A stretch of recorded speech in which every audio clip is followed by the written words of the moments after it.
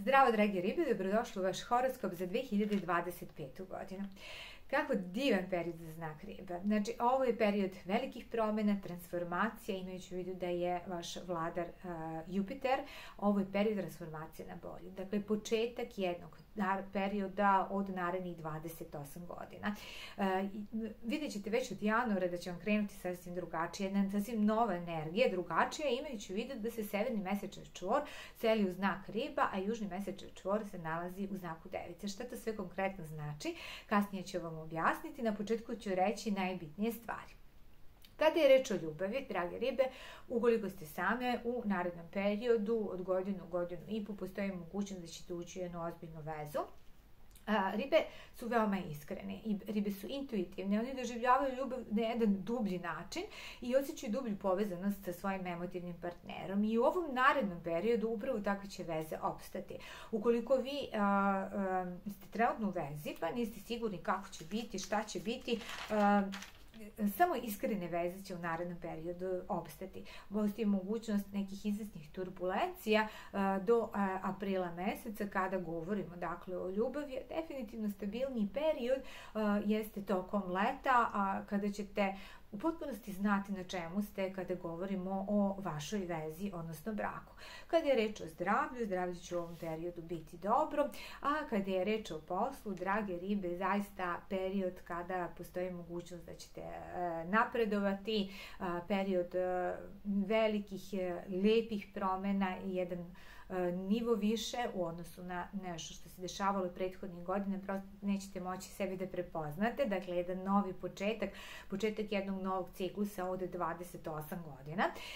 Ono što bi možda bio savjet kada govorimo o poslu jeste da su veoma bitni saradnici, veoma su bitne osobe sa kojima sarađujete, da imaju iste ubeđenja, iste ciljeve i da sa sobom, pored sebe, imate osobe koje su zaista iskrene i samo takva podrška i samo takva saradnja sa takvim osobama može dovesti do rezultata. Ukoliko želite da ostvarite neki cilj, ukoliko radite na nekom projektu, upravo treba da birate saradnike koji veruju da će doći do realizacije tog projekta i koji imaju isti način razmišljanja, da isto razmišljaju kao što vi razmišljate. Sada ću konkretnije govoriti o kretanju planeta. Ukoliko vam se bude svideo ovaj video, lajkujte ga, komentarišite, podelite na društvenim mrežama, a ukoliko do sada niste pratili moj YouTube kanal, zapratite me. Dragi ribi, početak godine će biti malo turbulentan, imajući u vidu da ćemo imati, da će Mars biti retrogradan, da će Venera biti retrogradan do februara i Jupiter, vaš vladar, ali mnogo jedan bolji period kreće od februara meseca, rekli bih od 23. februara, jedan divan period kada će sve polako da krene pozitivnije. Dakle, kada govorimo u samom početku godine, rekli sam da ćemo imati retrogradnu Veneru, a zatim u martu mesecu imamo eklipse koje se dešavaju 14. i 29. marta u znaku Ovna, a 7. i 21. septembra eklipse su u znaku Ribe i Device, tako da će možda interesantnije biti dakle ovaj period u septembru mesecu. Pratite moje objave vezane za horoskope u narodnom periodu, pa ćete vidjeti kako će se to konkretno odraziti kada govorimo o vašem horoskopskom znaku. Saturn i Neptun se sele u znak Ovna i pre svega daju naglasak na finansijama kada je reč o vašem horoskopskom znaku u periodu od maja do septembra. Jupiter se nalazi u Blizancima i Jupiter u Blizancima rekla bih da znači, prvi 6 mjeseci se nalazi u znaku Blizanaca i on označava neke novine kroz komunikaciju, sreću kroz komunikaciju, dosta dinamike, dosta dešavanja. Znači, prvih 6 mjeseci bit će dosta dinamike, bit će dosta turbulencija, i pozitivnih dešavanja. Jupiter je jedna pozitivna planeta, znači dosta pozitivnih dešavanja prvih 6 mjeseci. Početkom juna meseca, imajući u vidu da se Jura nalazi u blizancima, biće nekih dešavanja, nekih novina, nekih novih tehnologija koje se odnose na obrazovanje, učenje. Dakle, obrazovanje, odnosno način učenja može doživjeti neku transformaciju kroz neke novine, baš će to biti neka kardinalna promena kada govorimo o načinu učenja. Pluton u trigonu sa Uranom nalazi se u 4. kući. Dakle, mislim da će u ovom periodu naglasak izuzetno biti na porodici. Sad,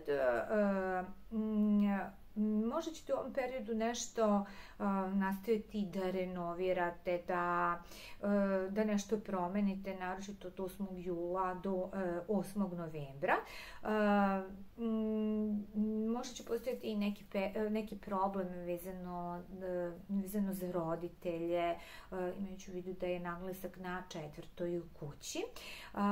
Venera je, kao što sam rekla, početkom godine retrograda. Saturn i Neptun se nalaze u vašoj 2. kući i odrazit će se na vaše finansije u periodu od maja do septembra.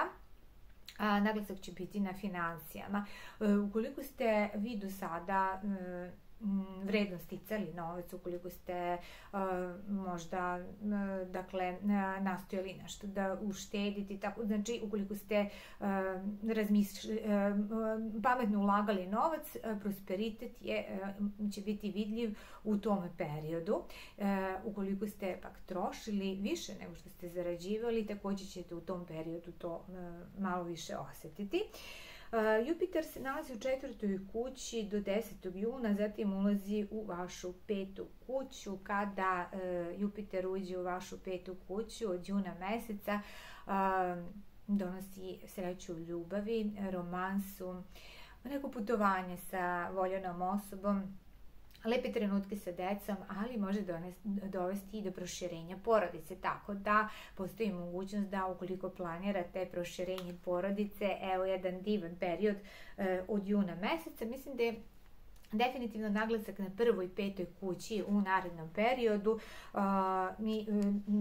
Jedna velika promena vas očekuje, jedna velika promena na bolje, pošto je Jupiter vladar vašeg znaka.